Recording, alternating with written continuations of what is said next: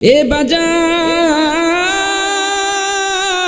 এ আমার বগুড়ার বাবাজিরা রে, এ যুবক বন্ধু, এ পর্দালের মা গো, আমি কিন্তু অলরেডি বয়ান শুরু করে দিয়েছি, আর সময় নষ্ট করিও না, দিলটাকে লাগাইয়া দাও, কানটা খাড়া করিয়া শোনো। আমরা কিন্তু বিশ্বাস করেছি আমাদের রব হলেন আল্লাহ, অতএব আমাদের রব আল্লাহ আমাদের খারাপ চায় না, আল্লাহ যা করে আমাদের ভালোর জন্য করে। কথা বলেন ঠিক কিনা? এ বাজান রে, এই কথাটাই একজন বাদশার দরবার একজন আলেম মানুষ ছিল। আমাদের দেশে যে আলেমটাকে বলা হয় ধর্মমন্ত্রী, আছে না নাই? এ বাজান, রাজ দরবারের মধ্যে ওই রকম আলেম ওলামা থাকতো, তাদের পরামর্শে ধর্মীয় যেগুলো কাজ আছে সেগুলো করত। আসলে মূল কথা হলো ধর্মীয় যেগুলো কাজ আছে এগুলো আলেম ওলামাই সিদ্ধান্ত দিবে। কথা বলেন ঠিক কিনা? কোন আম পাবলিক যদি নেতাও হয়, যদি দেশের প্রেসিডেন্টও হয়, কোরআন এবং হাদিসের জ্ঞান যদি না থাকে, তাহলে ধর্মীয় ব্যাপারে সে কোনো ফয়সালা দিতে পারবে না। কথা বলেন ঠিক কিনা? এজন্য ধর্মীয় ব্যাপারে আলেম ওলামার দরকার আছে না নাই? এজন্য আছে। এজন্য বাদশা নামদার দরবারে একজন আলেম ছিল, আমাদের ভাষায় আমরা তাকে বলে থাকি ধর্মমন্ত্রী। বাদশা নামদার মাঝে মাঝে যখন বিপদে পড়তো, হুজুর বাদশার কাছে যাইতো আর সান্ত্বনা দেওয়ার জন্য বলতো, ওগো বাদশা বিপদে পড়ছেন, আপনি ধৈর্য হারা হইন না, আল্লাহ যা করে মানুষের ভালোর জন্য করে। কথা বলেন ঠিক কিনা? হুজুর মানুষ এই কথা বলতো, কিন্তু বাদশার কথাটা তেমন একটা ভালো লাগে না। হঠাৎ করে একদিন দেখা গেল বাদশা নামদার শখের বশতে সমস্ত সৈন্য সামন্তদেরকে নিয়ে হরিণ শিকার করার জন্য বনের মধ্যে চলে গেল। এ বাজান রে, বাদশাদের একটা শখ আছে, তারা মাঝে মাঝে দূর দেশে সফর করতে যায়, অনেক সময় জঙ্গলের মধ্যে ঘুরতে যায়। তো বাদশার শখ হয়েছে হরিণ দেখতে সুন্দর সুন্দর হয়, হরিণের গোস্ত কিন্তু অনেক মজাদার। কথা বলেন ঠিক কিনা? যদিও বা আমরা অনেকে খেয়েছি বা অনেকে খাই নাই, কিন্তু এতটুকু জানি যে হরিণের গোস্ত সুস্বাদু। কথা বলেন ঠিক কিনা? বাদশা নামদার শখের বশতে সমস্ত সৈন্য সামন্তদেরকে নিয়ে জঙ্গলের মধ্যে গেছে হরিণ শিকার করার জন্য। এ বাজান,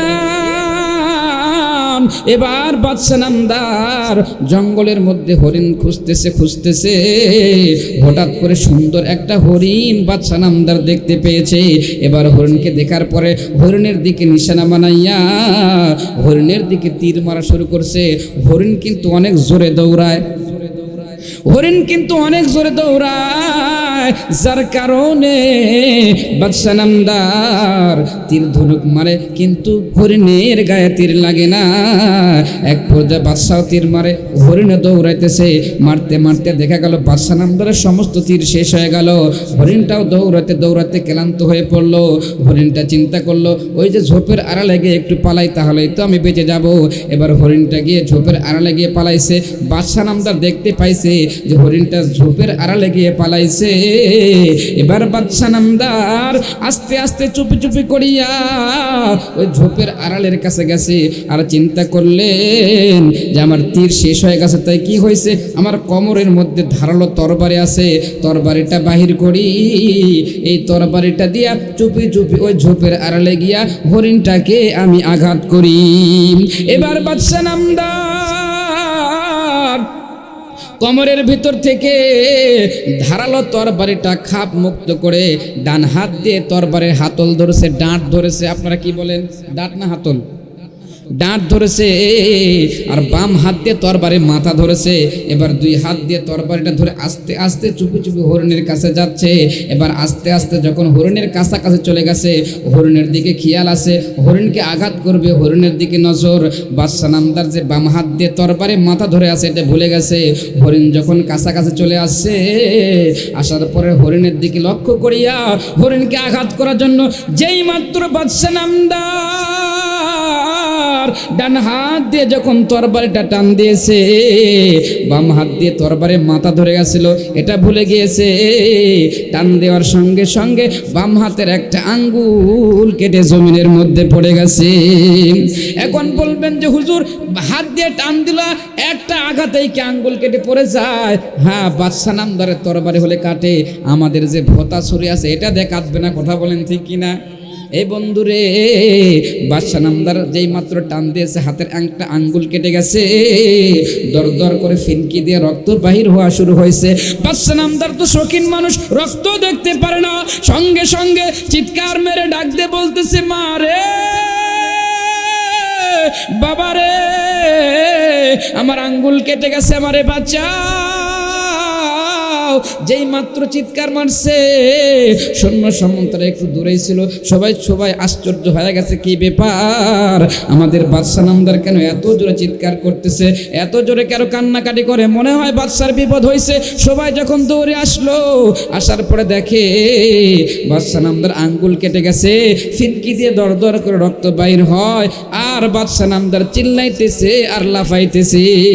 সবাই মিলে বাদশা নামদারকে ধরলো, ধরার পরে বাচ্চাকে সান্ত্বনা দেয়, কিন্তু বাচ্চার কান্না থামে না। এবার সবাই মিলে ধরিয়া আস্তে আস্তে করে রাজমহলে নিয়ে গেছে। রাজমহলে যাবার পরে রাজমহলে একটা তার বিশ্বস্ত ডাক্তার আছে, যারা বড় লেভেলের মানুষ হয় তারা কিন্তু সব ডাক্তারের কাছে চিকিৎসা নেয় না, কারণ অনেক সময় দেখা যায় ডাক্তার যদি শত্রুপক্ষ হয়, দেখা যাবে যে ঔষধের বদলতে বরং আরো বিষ খাওয়ায় দুনিয়ার থেকেই তারা ডিলেট করে দেবে। কথা বলেন ঠিক কিনা? এ বন্ধুরে, বাদশা নামদারকে যখন রাজমহল নিয়েছে, রাজমহলে নেওয়ার পরে বাদশা নামদারের ডাক্তার এসে বাদশা নামদার আঙ্গুলটাকে সুন্দর করে ব্যান্ডেজ করে দিচ্ছে। ইতিমধ্যেই যে হুজুরের কথা বলেছিলাম, হুজুর আসছে, আসার পরে দেখে যে বাদশা নামদার শুধু কান্দে আর কান্দে। বাদশা নামদার কেমন যেন পেরেশান হয়ে গেছে। হুজুর আস্তে করে কাছে গিয়ে বসছে, বসার পরে পিঠের মধ্যে হাত দিয়ে ডাকতে বলতেছে, ওগো বাদশা, আপনার আঙ্গুল কাটছে, এজন্য এত ধৈর্য হারা হবেন না। আল্লাহ যা করে মানুষের ভালোর জন্য করে, অতএব আপনার আঙ্গুল কাটছে, এইটাও আল্লাহ ভালোর জন্য করছে। আমরা কিন্তু মাঝে মাঝে মানুষকে এরকম ভাবে সান্ত্বনা দিই, এ তোর হাত ভাঙছে বা ভালো, তা মোটামুটি আলহামদুলিল্লাহ হাত ভাঙছে, অল্পর মধ্যে গেছে, তুই মরেই যেতে তাহলে কি হতো? মানুষ এভাবে দেয় না যে আল্লাহ যা করে বা ভালোর জন্য করে, তোর হাত ভাঙছে বা পা ভাঙছে, ধৈর্য ধারণ কর, আরো অনেক বড় কিছু হতে পারে। তো হুজুর সান্ত্বনা দিচ্ছে যে আপনার আঙ্গুল কাটছে, এটা আল্লাহ ভালোর জন্য করছে। বন্ধুরে আমার, যেই মাত্র বলছে আপনার আঙ্গুল কাটছে, এইটাও আল্লাহ ভালোর জন্য করছে, বলার সঙ্গে সঙ্গে বাদশা নামদার রাগ করে ডাকতে বলতেছে, আমি এই জন্যই তো বলি যে হুজুরদের মধ্যে কোনো সেন্স নাই। অনেকে বলে কি বলে না, কোথায় কোথায় কিন্তু হুজুরদের দোষ ধরে, কিন্তু নিজের বাড়িতে দোষ, নিজের দোষ আছে না নাই? এই পর্যন্ত আমি যত মসজিদে ইমাম সাহেবকে পাল্টিতে দেখেছি, সব সময় দেখেছি ইমাম সাহেবের দোষ আছে না নাই, কিন্তু আমি দেখেছি কমিটির লোকের একজন আরও কোনো দোষ নাই। মনে হয় যেন সব আল্লাহর ওলি, মনে হয় যেন ফেরেশতা জিবরাইল। কথা কয় না, বাস্তব কথা বলতেছি না? যেখানে দেখবেন যে ইমাম পাল্টেছে, দেখবেন যে সবাই খালি ইমামের দোষ দেয়, ইমাম এই করতে সেই করতে পাল্টে গেছে, কিন্তু কমিটির কোনো দোষ নাই। দেখবেন যে এলাকার মধ্যে যে সভাপতি, ও বড় সুদখোর, আছে না নাই? আপনাদের এলাকায় আছে নাকি? ইরে সর্বনাশ করছে রে। তো এই কথা বললাম, আমাকে বাড়ি যেতে দিবেনি? হক কথা বলতে হবে, কথা বলেন ঠিক কিনা? এতে যা হয় হোক, কথা বলেন ঠিক কিনা? হক কথা বলে যাব। এতে যদি আল্লাহর পক্ষ থেকে কোনো ফায়সালা আসে, তাহলে সেই ফায়সালা মানতে হবে, কথা বলেন ঠিক কিনা? ভয় পাই না, ভয় করি না, আল্লাহর জমিনে আল্লাহর বিধানই চলবে, আল্লাহর কথাই চলবে। কোনো বাম রাম আর আপনার আতি নেতা পাতি নেতা, সার পোকার উষ্টুঙ্গা আর মশার তাপ জ্বালে আমরা এলাকা ছাড়া হব না, কথা বলেন ঠিক কিনা? এজন্য যেগুলো জায়গায় দেখবেন যে সমস্যা, খালি হুজুরের দোষ, কথা বলেন ঠিক কিনা? এ বন্ধু, এবার বাদশা নামদার বলতেছে, এই জন্যই তো বলি তোমাদের কোনো সেন্স নাই, আমার আঙ্গুল কাটছে, এইটা আল্লাহ ভালোর জন্য করছে। হুজুর বলতেছে, হ্যাঁ এটা হতেই পারে, আল্লাহ আপনার ভালোর জন্য হয়তো বা করছে। এবার বাদশা নামদার ডাক দেয়, বলতেছে, তাহলে ঠিক আছে, ঠিক আছে, আমার আঙ্গুল কাটছে, এটা আল্লাহ যে ভালোর জন্য করছে তোমাকে প্রমাণ করা লাগবে। হুজুর বলতেছে, এটা আবার কোন বেকাদায় পড়লাম? বাদশা নামদার ডাক দিয়ে বলতেছে, হুজুর শুনো, তুমি যদি প্রমাণ করতে পারো যে আমার আঙ্গুল কাটছে এটা আল্লাহ ভালোর জন্য করছে, তাহলে আমি তোমার অনেক পুরস্কার দিব। আর তুমি যদি প্রমাণ করতে না পারো, তাহলে তুমি যে কথাটা বলেছো কথাটা কেমন যেন আমার সাথে ঠাট্টা মস্কারির মতো হয়েছে, আমার সাথে ঠাট্টা মস্কারি করেছো, এই জন্য এই অপরাধে আমি তোমাকে আজ থেকে 7 দিন পরে তোমাকে আমি ফাঁসির কাস্টে ঝুলাইয়া দিব। আজ থেকে 7 দিন পরে বিশাল বড় একটা প্যান্ডেল হবে, ওই প্যান্ডেলের মধ্যে তুমি প্রমাণ করবে আমার আঙ্গুল কাটছে এটা আল্লাহ ভালোর জন্য করছে। যদি প্রমাণ করতে পারো তাহলে আমি তোমারে পুরস্কার দিব, আর তুমি যদি প্রমাণ করতে না পারো তাহলে কিন্তু আমি তোমারে ফাঁসির কাস্টে ঝুলাইয়া দিব। হুজুর বলতেছে আচ্ছা বেকাদায় পড়লাম তো। অনেক মানুষ গেছে যে মানে বুঝ দেওয়ার জন্য, বুঝ দিতে যা উল্টা দিক হয়। যেরকম আজকে আমি গাড়িতে আসতেছিলাম, তো গাড়িওয়ালা সামনে একটা ভ্যান যাচ্ছে, তো গাড়িওয়ালাকে এক প্যাসেঞ্জার বলতেছে ভাই ওই যে মহিলা বসে আছে মহিলার কাপড়টা মনে হয় চাকার মধ্যে ঢুকে যাবে, ওনাকে একটু বলেন যে কাপড়টা একটু গোছা নিতে। গাড়িওয়ালা ডাক দিয়ে বলতেছে যে আমি তো বলতেই চাই কিন্তু এর আগে একবার বলেছিলাম, বলার পরে ও মেয়ে মানুষ আমাকে আবার বলতেছে আমার কাপড় চাকার মধ্যে গেলে তোমার বাদলে কোন জায়গায় আছে না নাই? বাদছে কোন জায়গায় বলেন তো? বিবেকে। কথা বলেন ঠিক কিনা? আসলে বিবেকে বাদলে এটা মানুষ বলে। মহিলা ওনাকে বলছে যে আমার কাপড় যদি চাকার মধ্যে যেত আপনার বাদে কোন জায়গায়। ড্রাইভার বলতেছে ভাই আমি আর বলবো না, তবু সেদিন থেকে যা হয় ওখানে। আছে না নাই? এখন ভালো কথা বলতে গিয়ে খারাপ হয়ে গেছে। হুজুর ভালো মনে বুঝাইতে গেছে যে আপনার আঙ্গুল কাছে ধৈর্য ধারণ করেন, আল্লাহ যা করে ভালো জন্য করে। এখন হুজুরকে বলতেছে প্রমাণ করা লাগবে, প্রমাণ করতে পারলে পরে তোমার জন্য পুরস্কার, না পারলে ফাঁসির কাছে ঝুলতে হবে। হুজুর বিপদে পড়ছে কি পড়ে নাই? এবার বাদশা নামদার সৈন্যদেরকে ডাক দিয়ে বলতেছে এ হুজুর খালি উল্টা পাল্টা কথা বলে। আরে জেলখানার মধ্যে বন্ধ করে যখন পালাইতে না পারে, 7 দিন পরে হুজুরের বিচার হবে, দেখি হুজুর কেমন করে প্রমাণ করে আমার আঙ্গুল কাটছে এটা আল্লাহ ভালোর জন্য করছে। যদি প্রমাণ করতে পারে তাহলে পুরস্কার দিব, আর যদি প্রমাণ করতে না পারে তাহলে আমি কিন্তু হুজুরকে ফাঁসির কাস্টে ঝুলাইয়া দিব। এ বন্ধুরে, এবার হুজুরকে যখন জেলখানার মধ্যে বন্দি করছে, কারো কাছে কোনো সাহায্য চাইতে পারতেছে না, কারো কাছে কিছু বলতেও পারতেছে না, জেলখানার মধ্যে বন্দি। মনে রাখবেন মুসলমান, আমি কিন্তু বলেছি আমাদের রব হলেন আল্লাহ, আল্লাহর প্রতি ভরসা রাখতে হবে। যেই জায়গায় কেউ নাই সেই জায়গায় একজন আছে, বলেন তো তিনি কে? জেলখানার মধ্যে হুজুর বন্দি, কারো কাছে কোনো সাহায্য নিতে পারতেছে না। রাতের অন্ধকারে হুজুর এবার যায় নামাজ বিছাইয়া আল্লাহর সাথে লাইন লাগাইছে। আল্লাহর সাথে হলে ভাব ঘুষে যাবে সব অভাব, আল্লাহর সাথে নাই রে ভাব, এটাই হলো মূল অভাব, ভাবের অভাব। কথা বলেন ঠিক কিনা? এ বন্ধু আমার শায়খ মুর্শিদ আল্লামা রসুলপুর রহমতুল্লাহ আলাইহি তিনি বলতেন এই দুনিয়াতে যখন রাত গভীর হয় সমস্ত সেন্টার বন্ধ হয়ে যায়, সমস্ত দরজা বন্ধ হয়, আর রাত যত গভীর হয় আমার আল্লাহর দরজা বান্দার জন্য তত খোলা হয়। এবার হুজুর জেলখানার মধ্যে বসিয়া লাইন লাগাইছে আল্লাহর সাথে। একটা আওয়াজ দিয়ে বলেন না কার সাথে? এ বাজান রে, আল্লাহর সাথে যদি একবার লাইন লাগিয়া যায় তামাম দুনিয়া তোমার পায়ের নিচে চলে আসবে। কথা বলেন ঠিক কিনা? মাল্লাহুল মাওলা ফালাহুল কুল, যে বান্দা আল্লাহর হয়ে যায় তামাম পৃথিবী তার আল্লাহ গোলাম বানায় দেয়। এজন্য আমরা কার সাথে লাইন লাগাবো? এই গভীর রাত্রিতে সমস্ত দরজা বন্ধ।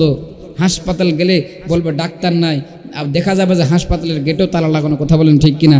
অফিস আদালত ব্যাংক ব্যালেন্স সব বন্ধ, কিন্তু একজন জেগে আছেন, বলেন তো তিনি কে? আল্লাহ তাআলা বলেন ও আমার বান্দারা শোন, আমি আল্লাহ তাআলা নিজে আমার গুণ বর্ণনা করছি, লা তাআখুযুহু সিনাতুন ওয়ালা নাউম। এ আমার বান্দারা শোন, তোরা তো ঘুমাস, আমি আল্লাহর ঘুম নাই, বরং ঘুমানোর আগে যে একটা ঝিমানি ভাব আসে সেই ঝিমানি ভাব পর্যন্ত আমি আল্লাহর নাই। জোরে কোন সুবহানাল্লাহ।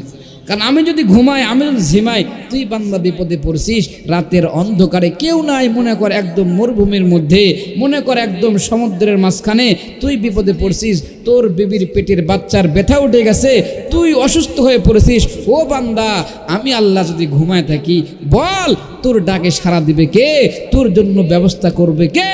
এই জন্য আমি আল্লাহ তো এমন আল্লাহ, সদা সর্বদা তোর দিকে তাকায়া থাকি, আমি ঘুমাই না, ঘুমানোর আগের জিমানি আমার নাই, কারণ আমি আল্লাহ তাআলা সদা সর্বদা তোর দিকে তাকায়া তোর আমি খেয়াল রাখি। জোরে কোন সুবহানাল্লাহ।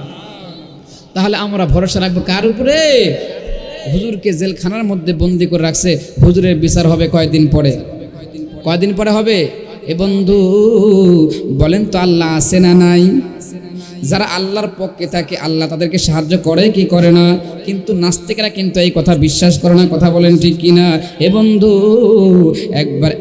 একবার একজন নাস্তিক এই রকম করে মুসলমানদের দিকে আঙ্গুল তুলে ডাক দিয়ে বলতেছে, এই মুসলমানরা শোনো, তোমরা নাকি এক আল্লাহকে বিশ্বাস করো, আমরা নাস্তিকরা তোমাদের আল্লাহকে বিশ্বাস করি না। কারণ হলো যে আল্লাহকে দেখা যায় না, যেই প্রভুকে দেখা যায় না, আমরা নাস্তিকেরা সেই প্রভুকে বিশ্বাস করি না। এই মুসলমানরা শোনো, তোমরা যদি প্রমাণ করতে পারো যে তোমাদের আল্লাহ আছে, তাহলে আমি নাস্তিক মুসলমান হয়ে যাব। আর তোমরা যদি আল্লাহ আছে এটা প্রমাণ করতে না পারো, তাহলে তোমরা কি করবে? এবার সমস্ত মুসলমানরা বিপদে পড়ে গেল, কারণ আল্লাহ আছে এটা আমরা বিশ্বাস করি, বোঝা যায়, কিন্তু মানুষকে বোঝানো যায় না। আল্লাহ আছে এইটা কারো দেখানো যায় না, কথা বলেন ঠিক কিনা? আল্লাহরে কেউ দেখছে? আল্লাহ আছে এটা বিশ্বাস করা যায়, বোঝা যায়, কিন্তু মানুষকে বোঝানো যায়, নিজে নিজে বুঝতে হয় যে আল্লাহ আছে, কথা বলেন ঠিক কিনা? আল্লাহরা দেখাতে পারবে? নাস্তিক ডাক দিয়ে বলতেছে, এই মুসলমানরা শোনো, আমি আল্লাহ বিশ্বাস করি না, কারণ আল্লাহর দেখা যায় না। তোমরা যদি প্রমাণ করতে পারো আল্লাহ আছে, তাহলে আমি নাস্তিক মুসলমান হব। আর তোমরা যদি প্রমাণ করতে না পারো, তাহলে তোমরা কি করবে? মুসলমানরা তো বেকায়দায় পড়ে গেল। মুসলমানদের মান সম্মানের কথা বলেন ঠিক কিনা? মুসলমানদের মান সম্মানের ব্যাপার বন্ধুরে, ওই জামানার মধ্যে একজন বিখ্যাত আলেম ছিলেন, যে আলেমের নাম ছিল হযরতে নোমান বিন সাবেত, ইমামে আজম আবু হানিফা রহমতুল্লাহ আলাইহি। নাম শুনছেন না? ইমামে আজম আবু হানিফা রহমতুল্লাহ আলাইহি সেই জামানার আলেম। তিনার কানের মধ্যে যখন এই কথাটা পৌঁছে গেল, তিনি ডাক দিয়ে বললেন, ঠিক আছে ঠিক আছে, আমি নাস্তিকের কথাকে আমি অ্যাকসেপ্ট করে নিলাম, তার প্রশ্নকে আমি অ্যাকসেপ্ট করে নিলাম, তার প্রশ্নের উত্তর আমি দিব, তবে গোপনে নয়, আজ থেকে 7 দিন পরে বিশাল বড় একটা মঞ্চ হবে, স্টেজ হবে, সেই জায়গার মধ্যে আমি প্রমাণ করে দেব আল্লাহ আছে। আমি যদি প্রমাণ করি, তাহলে ওই নাস্তিককে আল্লাহর প্রতি ঈমান এনে মুসলমান হতে হবে। জোরে কোন সুবহানাল্লাহ। এবার ইমামে আজম আবু হানিফা রহমতুল্লাহ নাস্তিকের কাছে খবর পাঠাইলো, ও নাস্তিক শোনো, আল্লাহ আছে এটা আমি প্রমাণ করব, আজ থেকে 7 দিন পরে আল্লাহ আছে এটা আমি সবার সামনে প্রকাশ করে দেব। জোরে কোন সুবহানাল্লাহ। এখন বলেন তো, ইমামে আজম আবু হানিফা রহমতুল্লাহ কয়দিন সময় নিয়েছে? ওই যে হুজুর জেলখানার মধ্যে বন্দি, আঙ্গুল কাটছে, এটা আল্লাহ ভালোর জন্য করছে, প্রমাণ করবে, হুজুরের বিচার হবে কয়দিন পরে? তাহলে এই জালসা আজকে স্থগিত থাক, 7 দিন পরে আবার হবে। এ বন্ধু, আমি বলেছি যে হুজুরের বিচার হবে কয়দিন পরে? হুজুর কিন্তু জেলখানার মধ্যে বন্দি, বাচ্চার আঙ্গুল কাটছে, এটা আল্লাহ ভালোর জন্য করছে, হুজুরের বিচার হবে কয়দিন পরে? 7 দিন পরে। ইমামে আজম আবু হানিফা রহমতুল্লাহ প্রমাণ করবে আল্লাহ আছে, এটা প্রমাণ করবে কয়দিন পরে? 7 দিন পরে। মাঝখানে বলেছি, যুবক ভাইয়েরা যখন মেয়ে দেখতে যাবে, তখন মেয়ের কয়টা গুণ দেখে বিবাহ করবে? 4টা গুণ দেখে বিবাহ করবে। এই যুবক ভাইয়ের আমি কি বলবো? যুবক ভাইয়ের অনেকে চলে গেছে কে? যুবকেরটা আমি আগে যদি বলে দিই, এরা এখনই চলে যাবে, ওদের যুবকেরটা পরে বলবো। এখন আসেন 2 নম্বরে বলেছি, বিবাহিত জীবনের মধ্যে অশান্তি লেগে থাকে, এই অশান্তি দূর করার জন্য 8টা গুণ অর্জন করতে হবে। কয়টা গুণ? এ বন্ধু, বিবাহিত জীবনে যদি শান্তি চান, তাহলে স্বামী স্ত্রীর মধ্যে 8টা গুণ আনতে হবে। এই 8টা গুণ যদি আপনার আমার মধ্যে থাকে, তাহলে বিবাহিত জীবনে শান্তি ফিরে আসবে। 4টা গুণ হলো পুরুষের, 4টা গুণ হলো মহিলার। 4টা গুণ পুরুষের, 4টা গুণ মহিলার। এখন পুরুষেরটা আগে বলবো না মহিলারটা আগে বলবো? পুরুষেরটা আগে বলবো না? এখানে আসা যাও 8টা টানতেছে। আচ্ছা, তাহলে পুরুষেরটা আগে বলতেছে, যেহেতু বলছে মুখ ফুটে ইনশাল্লাহ। খুব খেয়াল করে শুনেন, মনে থাকে আছে তো আপনাদের ইনশাল্লাহ? তাহলে পুরুষেরা যদি আপনারা নিজের সংসারে শান্তি চান, তাহলে 4টা গুণ অর্জন করতে হবে। কয়টা? চারটা গুণ অর্জন করতে হবে। এক নাম্বার হলো স্ত্রীর প্রশংসা করতে হবে। কার প্রশংসা করা লাগবে? বিবাহিত জীবন যদি সুখ চান তাহলে স্ত্রী প্রশংসা করা লাগবে। আপনি স্ত্রীকে বলবেন তোমার চুলগুলো খুব কালো, ঠিক কিনা? তোমার দাঁতগুলো খুব সাদা, ঠিক কিনা? প্রশংসা করার সিস্টেম আমি শিখিয়ে দিচ্ছি, এইভাবে বলবেন। যদি আপনি স্ত্রী প্রশংসা করেন দেখবেন ওই স্ত্রী আপনাকে ভালোবাসা শুরু করে দেবে।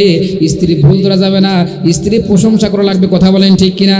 কিন্তু আমাদের অসুবিধা হলো আমরা বিবাহিত জীবনে যারা বিয়ে করছি আমরা বইয়ের সামনে এসে ভাবির প্রশংসা করি, নায়িকার প্রশংসা করি, বইয়ের প্রশংসা করি না। তাহলে তো বউ কথা শুনবেই না। কথা বলেন ঠিক কিনা? এক নাম্বার গুণ বইয়ের প্রশংসা করলে কী করা লাগবে? করবেন তো? আর আমি প্র্যাকটিক্যাল বলতেছি। আজকে যে আপনি বইয়ের প্রশংসা করা শুরু করে দেখেন বউ আপনাকে জোড়ায় ধরবে। আপনি ঠিক করছেন কি? আপনি বিয়ে করছেন? জোরে ঠিক করতেছেন। যারা বিয়ে করছেন তারাই আমল করবেন, বিবাহিত যারা তাদের কথা বলতেছি। ঠিক আছে, আপনার মনোযোগ আছে, বুঝতে পারছি ইনশাল্লাহ। তো 2 নাম্বার হলো স্ত্রীর যেগুলো দোষ আছে, খারাপ দোষ আছে, এই দোষগুলো মানুষের সামনে বলা যাবে না। কি করা যাবে না? মানুষের সামনে বলা যাবে না। 3 নাম্বার গুণ হলো স্ত্রীর মা বাবার সাথে ভালো ব্যবহার করা লাগবে। কি করা লাগবে? স্ত্রীর মা বাবার সাথে ভালো ব্যবহার করা লাগবে। কিন্তু আজকে আমাদের সমস্যা হলো স্ত্রী বিয়ে করার পরে ওই যে যৌতুকের টাকা নিয়ে সমস্যা হয়েছিল, এরপরে শ্বশুর শাশুড়ির সাথে কথা বন্ধ, আর কোনো দিন শ্বশুর শাশুড়ির সাথে কথা বলে না। কথা বলেন ঠিক কিনা? আছে না নাই? যৌতুক আছে না নাই? এই জন্য যৌতুকের কাছে যাওয়া যাবে না। 4টা জিনিস এমন আছে যে 4টা জিনিসের উপর আল্লাহর লানত পড়ে। কি পড়ে? আল্লাহর লানত পড়ে। তার মধ্যে একটা হলো যৌতুক। কি? যৌতুক যে নিবে তার উপরে আল্লাহর লানত পড়বে। 2 নাম্বার হলো সুদ। কি? সুদ আছে আপনাদের এলাকায়? সর্বনাশ করছে। এই সুদ থেকে দূরে থাকতে হবে। কি থাকতে হবে? সুদ থেকে দূরে থাকতে হবে। কোনো সুদখোর, ঘুষখোর, কোনো বদমাশ কোনো মসজিদের কমিটি হতে পারবে না, মাদ্রাসার কমিটিও থাকতে পারবে না। কথা বলেন ঠিক কিনা? বাংলাদেশ যেহেতু বলা হয়েছে যে বাংলাদেশকে আমরা নতুন করে গড়ব, তো নতুন করে গড়ব মাদ্রাসা মসজিদগুলো আমরা নতুন করে গড়ব। কোনো সুদখোর কোনো এলাকার মধ্যে বদমাশ যদি থাকে তাহলে সেই কোনো দায়িত্বের মধ্যে যেতে পারবে না। কথা বলেন ঠিক কিনা? এরপর আসেন না 3 নাম্বার হলো মিথ্যা কথা। কি বলা? মিথ্যা কথা বলে তার উপরে আল্লাহর লানত পড়ে। 4 নাম্বার হলো চুগলখড়ি করা, অর্থাৎ একজনের কথা আরেকজনকে লাগায়া সমাজের মধ্যে ফিতনা সৃষ্টি করা। আছে না নাই? এটার থেকে দূরে থাকতে হবে। তাহলে আমি যেটা বলতেছিলাম 3 নাম্বার হলো স্ত্রীর মা বাবার সাথে ভালো ব্যবহার করা লাগবে। কি করা লাগবে?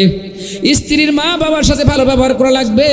মাঝে মাঝে ফোন দিবেন, ডাক দিয়ে বলবেন মা গো, ও বাবা আপনি কেমন আছেন, মা আপনি কেমন আছেন। স্ত্রীর মা বাবাকে আপনি মা বলে ডাক দিবেন, দেখবেন যে আপনার স্ত্রী মুস্কি মুস্কি হাসতেছে। কি বিশেষ হচ্ছে না? আমরা জান যদি কোনো দ্বন্দ্ব ফাসাদ থেকে তাকে ভুলে যান, যা আপনি স্ত্রীর মা বাবাকে ফোন দিয়ে বলেন যে আপনারা কেমন আছেন, আব্বা কেমন আছেন, আম্মা কেমন আছে। স্ত্রী হাসবে। পরের দিন দেখবেন যে আপনাদের খুব সুন্দর রান্না করে খাওয়াচ্ছে। আমি প্র্যাকটিক্যাল বলতেছি, ঠিক আছে?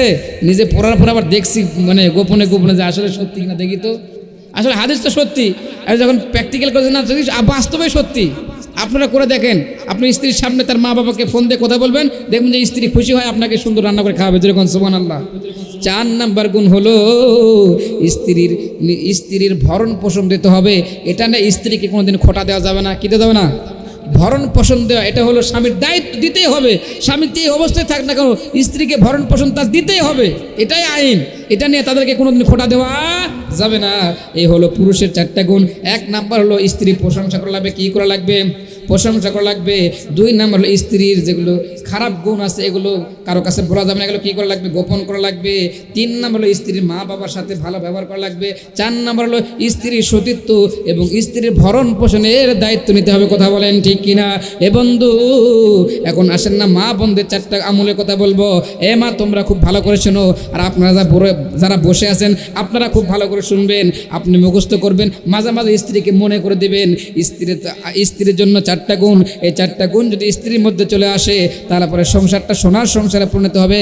1 নাম্বার গুণ হলো স্বামী যখন বাহির থেকে ঘরের মধ্যে আসবে তখন স্বামীকে অঙ্গ ভঙ্গিমা দেখাইয়া স্বামীকে আনন্দ দেওয়া লাগবে। কি দেওয়া লাগবে?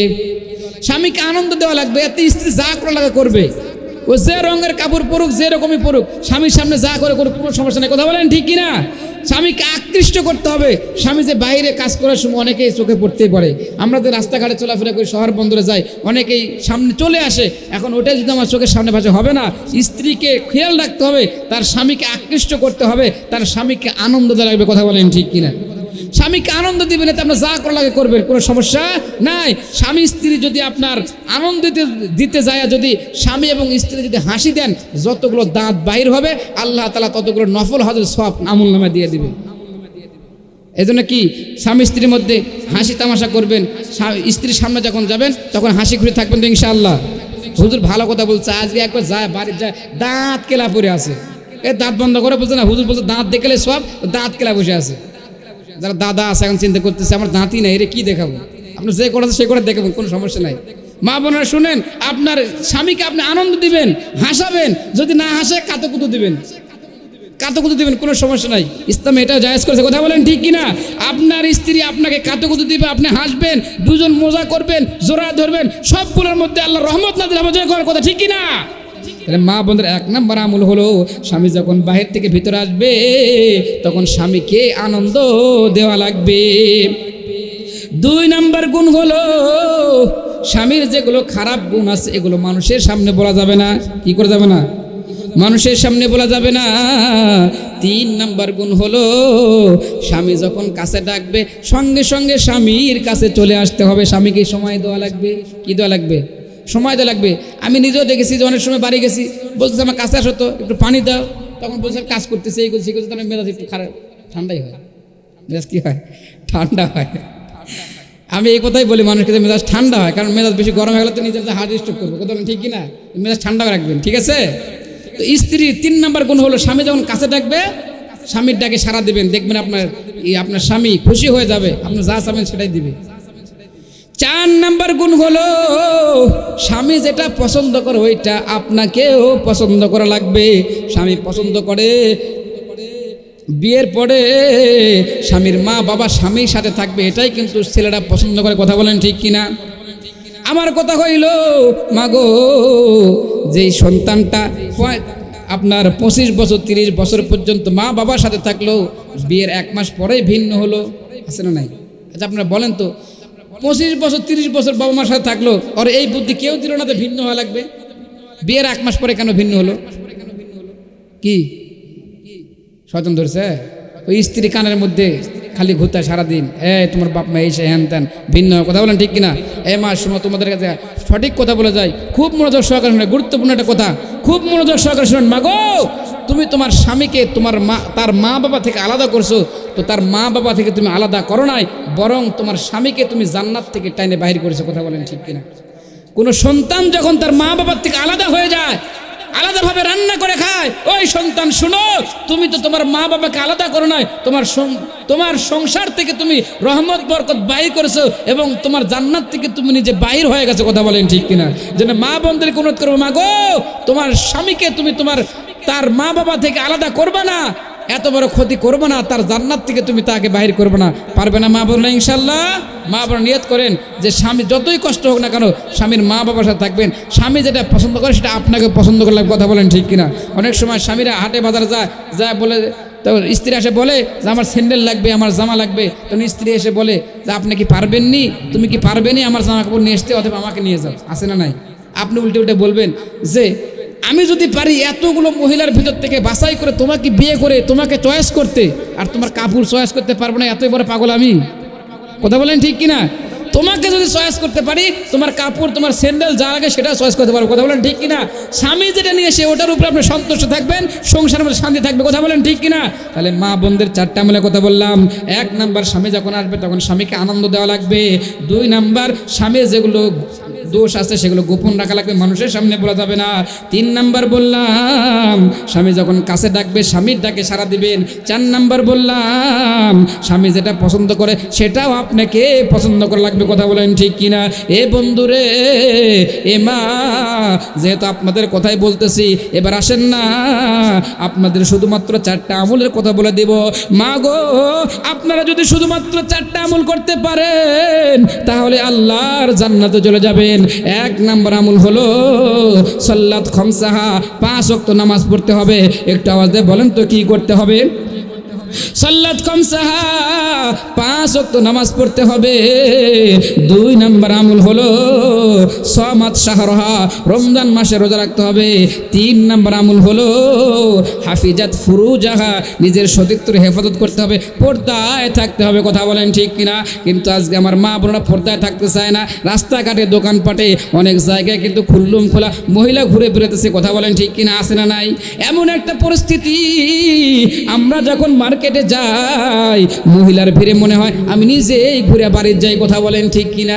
মনে মনে মাঝে মাঝে মনে হয় যে আমি যেন চোখ বন্ধ করে হাঁটি, কারণ যেদিকে তাকাই শুধু মহিলা আর মহিলা দিয়ে ভরপুর। কথা বলেন ঠিক কিনা? শুধু মহিলা হলে হতো, এমন কায়দায় পোশাক পরছে যে পোশাকটা দেখার পরে চোখের আর হেফাজত হয় না। কথা বলেন ঠিক কিনা? এমন কায়দায় পোশাক পরে যে পোশাকের কথা আমার বলতেও বড় শরম লাগে। কথা বলেন ঠিক কিনা? এ যুগের নারীদের ধরন বলিতে লাগে শরম, এ যুগের নারীদের ধরন বলিতে লাগে শরম। সকালে তারা বোরকা পরে, বিকালে আবার ওড়না নাই। দাদা ভাই ডিজিটাল যুগ বুঝি এটাই। কথা বলেন ঠিক কিনা? ও দাদা ভাই ডিজিটাল যুগ বুঝি এটাই। ওরে ঘরের সেবা স্বামীর সেবা করতো যারা আগে, এখন আবার উল্টো তারা স্বামীক ধইরা মারে। জোরে ঠিক করতেছে, কি যে জ্বালাত আছে আল্লাহ ভালো জানে। বারে যান, আজকে আবার খবর আছে। ওরে স্বামীর সেবা ঘরের সেবা করতো যারা আগে, এখন আবার উল্টো তারা স্বামীক ধইরা মারে। আবার কেস করিলে যাবজ্জীবন সারা পাওয়ার উপায় নাই। দাদা ভাই ডিজিটাল যুগ বুঝি এটাই। কথা বলেন ঠিক কিনা? এমা 3 নম্বর আমল হলো নিজের সতীত্বের হেফাজত করতে হবে, পর্দায় থাকতে হবে। এ মা 4 নম্বর আমল হলো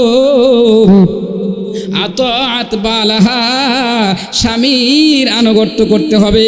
স্বামীর আনুগত্য করে তোমার স্বামীকে তুমি যদি খুশি করতে পারো, তুমি মরার পরে স্বামী যদি বলে আমার স্ত্রীটা ভালো ছিল, আমি স্ত্রীর প্রতি সন্তুষ্ট আছি, তাহলে ওই স্ত্রীর প্রতি আমার আল্লাহও সন্তুষ্ট হয়ে যাবে। যেরকম সুবহানাল্লাহ। এজন্য মা তোমাদের কি বলে যাই গো মা, স্বামীর কথার অবাধ্য হবা না, স্বামীর আনুগত্য করবা। স্বামী যেটা বলবে যদি জায়েজ থাকে জীবন থাকতে তার উল্টো দিকে চলবো না। কথা বলেন ঠিক কিনা? এই হলো 4টা আমল। মা বোনা যদি এই 4টা আমল করতে পারে তাহলে হাসতে হাসতে আল্লাহর জান্নাতে চলে যাবে। যেরকম সুবহানাল্লাহ। এখন আসেন না, যুবক ভাইরা যখন মেয়ে দেখতে যাবে তখন কয়টা গুণ দেখতে হবে? 4টা গুণ দেখতে হবে। ওইদিকে কিন্তু হুজুর কিন্তু জেলখানার মধ্যে বন্দি, মনে আছে আপনাদের? ইমামে আজম আবু হানিফা রাহমাতুল্লাহ আলাইহি প্রমাণ করবে আল্লাহ আছে না নাই। এ বন্ধু আমি কিন্তু বলেছি আল্লাহ যা করে মানুষের ভালোর জন্য করে। মনে আছে আপনাদের? এই কথাই কিন্তু আপনাদেরকে আমি বুঝাতে চেয়েছি। মাঝখান দিয়ে আর অনেক কথা বলে দিয়েছি। এ বন্ধু আর বেশি সময় নিব না, অল্প সময়ের মধ্যে শেষ করে দেবো ইনশাআল্লাহ। এ বাজান এবার হুজুর যখন জেলখানার মধ্যে বন্দি হয়ে গেছে, জেলখানার মধ্যে বন্দি হইয়া আল্লাহর সাথে লাইন লাগাইছে। যেরকম সুবহানাল্লাহ। এ বন্ধু দিলটাকে একটু নরম করে দিবেন, এই মুহূর্তে আল্লাহর সাথে একটু লাইন লাগাবেন। এই গভীর রাত্রিতে যদি আল্লাহর সাথে লাইন লাগাইতে পারেন, আল্লাহর সাথে যদি হয় ভাব, ঘুষে যাবে সব অভাব। কথা বলেন ঠিক কিনা? এ বাজান এবার হুজুর যখন জেলখানার মধ্যে বন্দি, গভীর রাত্রিতে কুদরতি ভাবে আল্লাহর সামনে দাঁড়াইয়া আল্লাহর পা 2টা জোড়া ধরছে। জোড়া ধইরা মালিকরে ডাক দিয়ে বলে আল্লাহ তোমার কোরআনের কথা বলতে যাইয়া আমি বড় বিপদে পড়েছি। তুমি বলেছো ফাকুল হাসবি আল্লাহু লা ইলাহা ইল্লাহু আলাইহি তাওয়াক্কালতু ওয়া হুয়া রাব্বুল আরশিল আযীম। ওগো আল্লাহ তুমি বলেছো আমার প্রতি যারা ভরসা রাখবে আমি আল্লাহ তাদের জন্য যথেষ্ট। তুমি যা করো মানুষের ভালোর জন্য করো। এটাই আমি বাদশাকে বলছি, বিপদে পড়ে গেছি, বাদশার আঙ্গুল কাটছে, এইটা নাকি তুমি ভালোর জন্য করছো। এটা আমি বলতে গিয়ে বিপদে পড়ছি, এখন আমি প্রমাণ করো কি করে? এ বন্ধুরে 7 দিন সময় দিয়েছিল হুজুর জেলখানার মধ্যে আল্লাহর সাথে লাইন লাগায় আল্লাহর সাথে ভাব আলাপ করে। এইদিকে মোটামুটি 6 দিন চলে গেছে। বলেন তো কয়দিন চলে চলে গেছে, আর মাত্র একদিন বাকি, পরের দিন হুজুরের বিচার হবে। বাদশা নামদার ডাক দিয়ে বলতেছে, হুজুরের বিচার পরে করব, আগে যেই হরিণের জন্য আমার আঙ্গুল কাটছে চলো ওই জঙ্গলের মধ্যে যাবে, যত হরিণ আছে সব একবারে গোষ্ঠী সহকারে আউট করে দেব। আছে না নাই? রাগ করে ডাক দিয়ে বলতে, হরিণের গোষ্ঠী আমি নিপাত করে দিব। এবার বাদশা নামদার 6 দিন পর আবার হরিণ শিকার করার জন্য গেছে, যাবার পর আবার একটা হরিণ দেখতে পাইছে। বাদশা নামদার আগের একটা রাগ আছে, আঙ্গুল কাটছে, এই রাগের বশতে এবার হরিণের পেছনে দৌড়ানো শুরু করছে, আবার হরিণের পেছনে তীর মারে, তীর শেষ হয়ে গেছে। এবার খাপ মুক্ত করে তরবারি নিয়ে হরিণের পেছনে দৌড়াইতেছে, অনেক রাগের সুরে দৌড়ায়, হরিণ দৌড়ায়। এক পর্যায়ে দৌড়াইতে বনের ভিতরে গ্রহীন জঙ্গলের মধ্যে ঢুকে গেছে। যখন গ্রহীন জঙ্গলের মধ্যে চলে গেছে, হরিণ একদিকে পালায় চলে গেছে। বাদশা নামদার হুঁশ ফিরে আসছে, হাইরে হরিণের পিছনে দৌড়াইতে গ্রহীন জঙ্গলের মধ্যে চলে আসলাম, এখন আমি কোন দিকে যাই? পথ হারায় ফেলাইছে। পথ যখন হারা ফেলাইছে, বাদশা নামদার চিন্তা করে এখন আমি কোন দিকে যাই। ইতিমধ্যে ওই জঙ্গলের মধ্যে বাস করত জঙ্গলি মানুষ, আছে না নাই? জঙ্গলের মধ্যে যারা বাস করে তারা জঙ্গলি মানুষ। ওই জঙ্গলি মানুষগুলো ছিল বিধর্মী, তাদের একটা মূর্তি ছিল, বিশাল বড় একটা মূর্তি। আজকে এমন একটা দিন, ওই মূর্তির সামনে একটা মানুষ বলি দেওয়া লাগবে। তারা মানুষ খুঁজতেছে, মানুষ কোথায় পাবে? হঠাৎ করে যা দেখে গ্রহীন জঙ্গলের মধ্যে একটা পাগলা ঘুরতেছে। বাদশা ওরা মনে করছে এটা পাগলা, দেখছে একটা মানুষ ঘুরতেছে। এবার বাদশা নামদারকে ধরছে, ধরার পরে তারা খুব আনন্দ, একটা মানুষ পাইছি আজকে আমাদের প্রভুর সামনে, আজকে আমাদের মূর্তির সামনে, এই মানুষটাকে আজকে আমরা বলে দিয়ে দিব। এ বন্ধু, এবার বাদশা নামদারকে তাড়াতাড়ি করে তাদের প্রভুর সামনে নিয়ে গেছে। বাদশা নামদারকে একদম সুন্দর করে সাজাইছে, গোসল করা দিছে। এরপরে বাদশা নামদারকে তাদের প্রভুর সামনে ধরছে, হাত পা বাঁধছে। এবার বাদশা নামদার তাকায় দেখে চতুর্দিকে তারা ঢোক ঢাল পিটাইতেছে।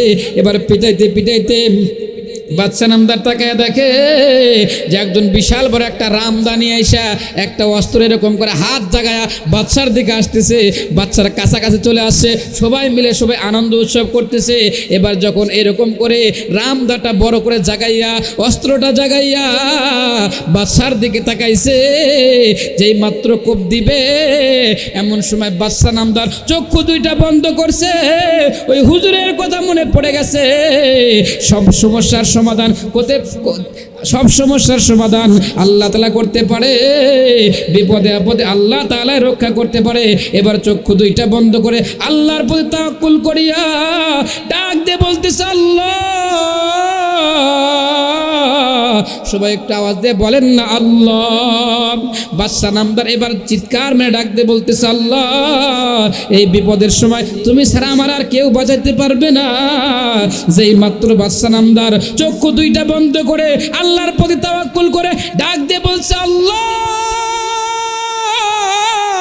আমারে বাঁচাও, বলার সঙ্গে সঙ্গে যেই মাত্র আল্লাহু আকবার বলছে, ওই সাইডতে একজন ডাক দিয়ে বলতেছে এই তোরা থাম। সুবহানাল্লাহ পড়েন। যেই বলছে থাম, বলার সঙ্গে সঙ্গে সবাই দাঁড়ায় গেছে। যে তরবারিটা জাগাইছিল সেও দাঁড়ায় গেছে, বাদশাকার কোপ দেয় নাই। বাদশা নামদার চোখ খুলছে, তাকায় দেখে বাদশা নামদারের কাল্লা কাটে নাই। এবার ওই মুরব্বী ডাক দিয়ে বলতেছে এই তোরা যে মানুষটাকে বলে দিবি, একটু মানুষটাকে ভালো করে দেখবি না? আমাদের প্রভুর সামনে যে মানুষটাকে আমরা বলে দিব, ওই মানুষটার মধ্যে কোনো খুঁত থাকা যাবে না। এই যে দেখ, এই মানুষটার ভিতরে একটা আঙ্গুল কাটা, অতএব এর মধ্যে একটা খুদ আছে। এই মানুষটাকে আমাদের প্রভুর সামনে বলি দেওয়া যাবে না। জোরে কোন সুবহানাল্লাহ। এবার বাদশা নামদারকে যেই মাত্র ছাড়িয়ে দিছে, ছাড়িয়ে দেওয়ার সঙ্গে সঙ্গে ভয়ে চোটে এমন একটা দৌড় মারছে, আগে তো সে রাস্তায় খুঁজে পাচ্ছিল না, এমন জোরে দৌড় মারছে, এখন রাস্তাও বাইর হয়েছে, এক দৌড়ে রাজমহলে চলে গেছে। জোরে কোন সুবহানাল্লাহ। রাজ দরবারে যাবার পরে পরের দিন সকালবেলা কিন্তু হুজুরের বিচার হবে। আজকে 6 দিন চলতেছে, হুজুরকে বলতেছে হুজুর তাড়াতাড়ি আসো, তাড়াতাড়ি জেলখানা খুলো। এবার জেলখানা খুলে দিছে। হুজুর যখন বাইরে আসে, হুজুরকে জোড়ায় ধরে ডাক দিয়ে বলতেছে, হুজুর তুমি না বলছিলা আল্লাহ যা করে মানুষের ভালোর জন্য করে, আজকে আমার বুঝে আসে, আজকে যদি আল্লাহ আমার আঙ্গুল কেটে না দিত তাহলে আজকে আমার গর্দান যাইতো। কথা বলেন ঠিক কিনা? এজন্য আল্লাহ যা করে মানুষের ভালোর জন্য করে। কথা বলেন ঠিক কিনা? অনেক সময় আমার সম্পদ নষ্ট হয়, অনেক সময় সন্তান মারা যায়, অনেক সময় অ্যাক্সিডেন্ট হয়, যেটাই হোক না কেন আমি যদি আল্লাহর প্রতি তাওয়াক্কুল রাখি, আমি যদি ভালোভাবে চলি, এরপরও যদি কিছু হয়ে যায় তাহলে এটা আমাকে মানতে হবে আর মনে মনে ভাবতে হবে আল্লাহ যা করছে আমার জন্য ভালো করছে। কথা বলেন ঠিক কিনা? এ বন্ধুরে, আল্লাহ যা করে মানুষের ভালোর জন্য করে। আল্লাহ আছে না নাই? নাস্তিক কিন্তু বিশ্বাস করে না। এই জন্য নাস্তিক বলছে যে আল্লাহকে দেখা যায় না, সে আল্লাহকে আমরা বিশ্বাস করি না। এই ইমামে আযম আবু হানিফা রাহমাতুল্লাহ আলাইহি তুমি যদি প্রমাণ করতে পারো তাহলে পরে আজ থেকে 7 দিন পরে স্টেজের মধ্যে তোমার সাথে মোকাবেলা হবে। পরে যখনই 7 দিন চলে গেল, 7 দিন পরে স্টেজ তৈরি হয়ে গেল, সমস্ত মানুষেরা সমস্ত জনগণ একত্রিত হয়ে গেল, নাস্তিক নিজেও উপস্থিত হয়ে গেছে। কারণ নাস্তিক জানে মুসলমানরা সব পারবে কিন্তু আল্লাহরে দেখাইতে পারবে না। কথা বলেন ঠিক কিনা? এজন্য নাস্তিক আগে থেকেই প্রিপারেশন নিয়ে এসেছে যে আমি তো বিজয় হব, আগে থেকে স্টেজের মধ্যে বসে আছে। মনে করেন পরের দিন দুপুরবেলা জোহরের নামাজের পরে বাহাস হবে, সবাই উপস্থিত হয়ে গেছে, কিন্তু ইমামে আযম আবু হানিফা রাহমাতুল্লাহ আলাইহি আসে নাই। 1 ঘন্টা যায় তা কোনো খবর নাই, 2 ঘন্টা যায় তা কোনো খবর নাই, কয়েক ঘন্টা হয়ে গেছে ইমামে আযম আবু হানিফা রাহমাতুল্লাহ আলাইহি কোনো খবর নাই।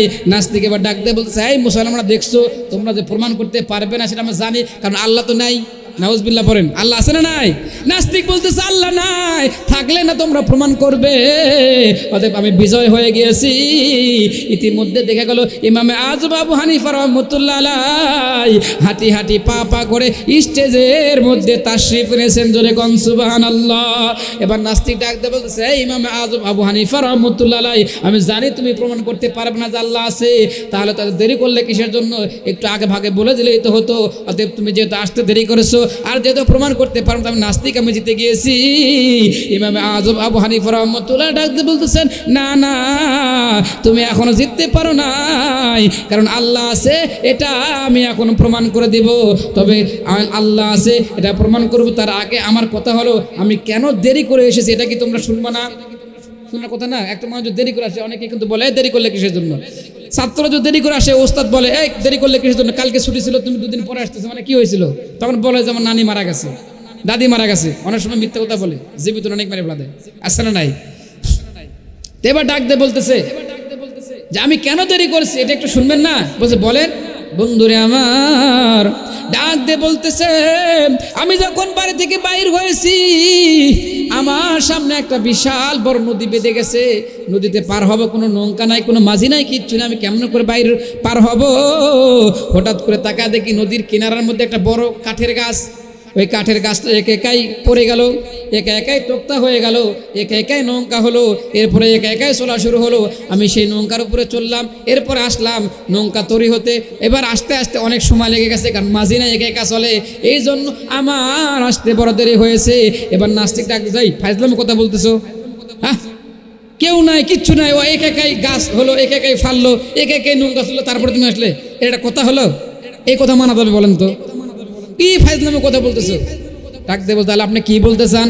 বলতেছো অবশ্যই এই নৌকা বানানোর জন্য, নৌকা চালানোর জন্য অবশ্যই একজন মানুষের দরকার। কথা বলেন ঠিক কিনা?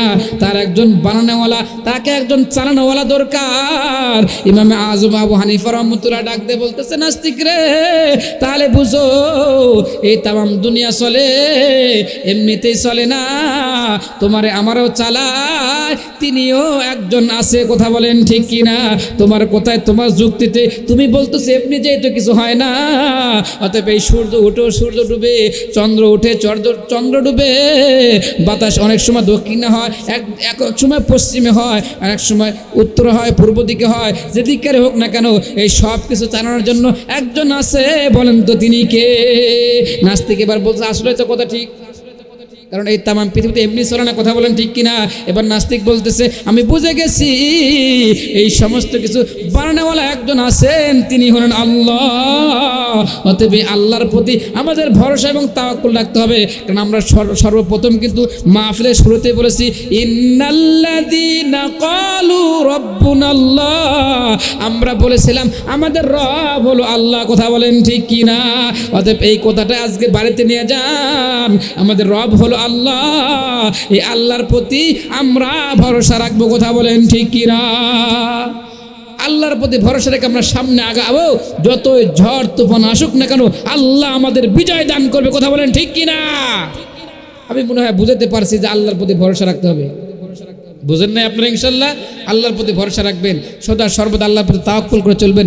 আল্লাহ এই সমস্ত বিপদ আপদ কেটে আল্লাহ রাস্তা সহজ করে দেবেন, কথা বলেন ঠিক কিনা? আসেন না যুবক ভাইদের কথা বলেছিলাম যে মেয়ে দেখতে গেলে 4টা গুণ দেখতে হবে। এখন হাত জাগাতে দেখছেন, খুব আগ্রহের সাথে বসে আছে। বলার দরকার আছে তো না? শেষ করে দেবো? মন খারাপ করতেছেন আপনারা? আর মুরব্বী বলছে আমাদেরটা হয়েছে হুজুর, ওদেরটা না বললেই কি না? আপনার শোনা লাগবে, কারণ আপনার ছেলেকে আপনি বিয়ে দেবেন না, তাহলে আপনি কীভাবে যা মেয়ে দেখবেন? যা মেয়ে দেখে কি দেখে? নিয়ে গেছে খালাক, নিয়ে গেছে ফুবুক, নিয়ে গেছে। এখন বলতেছে বাবা পছন্দ হয়েছে, ছেলে বলতেছে না খুব পছন্দ হয়েছে, মানে খালা কয় ধর এটা পছন্দ হলো, আমার বাড়িতে যে বিউটি আছে ওটাই ভালো, তার মানে খালাতো বোন একটা আছে। এই যুবকরা শুনো, তুমি যদি তোমার মেয়ে দেখার জন্য তোমার খালাক নিয়ে যাও, আর যদি খালার বিড়ি থাকে ও জীবনে বলবো না যে খালার বিড়ির থেকে সুন্দর, খালি ঘুরে ঘুরে খালি কবে যে আমার পারলেই ভালো, কথা বলেন ঠিক কিনা? আর যদি ভাবিক নিয়ে যাও কোনোদিন, ওরে সর্বনাশ, ওই জীবনেও ওই ভাবির থেকে সুন্দর মেয়ে তোমার জন্য দেখবে না, কথা বলেন ঠিক কিনা? এজন্য মেয়ে যদি দেখতে যান তাহলে পরে আপনারা মাকে নিয়ে যাবেন। কাকে নিয়ে যাবেন? মা দেখতে পারবে, নানিয়ে দেখতে পারবে, দাদিয়ে দেখতে পারবে, এদেরকে নিয়ে যাবেন। তো বিয়ের আগে আপনার বাবাও দেখতে পারবে না। কে দেখতে পারবে না? কিন্তু আমাদের সমাজ হলো মেয়ে দেখতে গেলে বন্ধু বান্ধব দুলা ভাই আরেক নিয়ে যায়। কাক নিয়ে যায়? এদেরকে দেখানো জায়েজ নাই। মেয়ে দেখতে গেলে পরে আপনি মাকে নিয়ে যাবেন, আপনার দাদিকে নিয়ে যাবেন, নানিকে নিয়ে যাবেন, এদেরকে নিয়ে যান। আপনজন আপনার আরও যদি ঘনিষ্ঠ কোনো আত্মীয় স্বজন থাকে, মহিলা যদি থাকে মহিলারা মহিলাকে দেখবে, কোনো সমস্যা নাই। বিয়ের আগে শুধুমাত্র যে ছেলে, এই ছেলেটা তাকে কিছু সময় দেখতে পারে বিয়ের নিয়তে, তারা দেখা জায়েজ নাই। রাস্তাঘাটে যদি দেখা হয়, শুধু চোখের সাথে চোখ পড়ে যায়, এক ঝলক যদি কোনো মহিলার দিকে চোখ যায়, সঙ্গে সঙ্গে এই হেডলাইটটাকে দাবাইতে হবে, মানে চোখ, হেডলাইট কি চোখ। এই যে রাস্তাতে যখন রাত্রেবেলা যখন গাড়ি চলে, তখন দেখবেন যে এক গাড়ি যখন আরেক গাড়ির সামনে চলে আসে, তখন দেখবেন যে আলোটা কিন্তু নিচে নামা দেয়, আপ ডাউন করে না, আলো নিচে নামা দেয়। তার মানে হলো এক গাড়ির আলো যদি আরেক গাড়ির দিকে এরকম তাকায় থাকে, মানে হেডলাইট যদি আরেকজনের কাছে যায় লাগে, তাহলে দুইটা গাড়ি অ্যাক্সিডেন্ট হবে কি হবে না? গাড়ি যদি অ্যাক্সিডেন্ট হয় তাহলে পড়বে খাদে, কথা বলেন ঠিক কিনা? আর মহিলার পুরুষ যদি তাকায় থাকে, যদি অ্যাক্সিডেন্ট হয় তাহলে পরে যাবে জাহান্নামে, ঠিক কিনা? এজন্য আল্লাহ তাআলা বলেন কুল্লিল মুমিনিনা ইয়াগুদ্দু মিন আবসারিহিম ওয়া ইয়াহফাযু ফুরুজাহুম, হে যুবক যুবতীরা তোমাদের চোখকে তোমরা হেফাজত করো। অতএব বিয়ের আগে বেগানা মহিলা পুরুষ আমরা কেউ কাউকে দেখবো না। বিয়ের আগে শুধু দেখা যায় আছে, ঠিক আছে? এবার দেখেন মেয়ে যখন দেখতে যাবেন তখন মেয়ের 4টা গুণ দেখবেন। 1 নম্বর হলো মেয়ের বংশ দেখবেন। কি দেখবেন? বংশ দেখবেন। জাতের মেয়ে কালা ভালা, নদীর পানি ভোলা ভালা, মুরব্বী মানুষ এগুলো খুব ভালো পারে। এরপরে দেখবেন মেয়ের অর্থ সম্পদ কেমন আছে, সমস্যা না, দেখবেন এটা দেখা ভালো, অর্থ সম্পদ থাকলে আপনার হেল্প হবে। এরপরে দেখবেন যে মেয়ে সুন্দর কিনা, ঠিক আছে? এটা সবাই দেখে, এটার বলার দরকার নাই, ঠিক কিনা? 4 নাম্বার দেখবেন মেয়ে দিনদার কিনা। কি দেখবেন? 4 নাম্বার দেখবেন মেয়ে দিনদার কিনা। নবীজি সাল্লাল্লাহু আলাইহি ওয়াসাল্লাম হাদিসের মধ্যে বলেছেন যে আগে 3টা বাদ, কোনোটাই নাই। দিনদার যদি হয় তাহলে তুমি চোখ বন্ধ করে বিয়ে করে নিয়ে এসো, একদিন না একদিন তার গুণ দেখে তুমিও মুগ্ধ হইবা, কথা বলেন ঠিক কিনা? এই হলো সব কথা। আল্লাহ সবাইকে বুঝে শুনে আমল করার তৌফিক দান করুন, সকলে বলে আল্লাহুম্মা আমিন।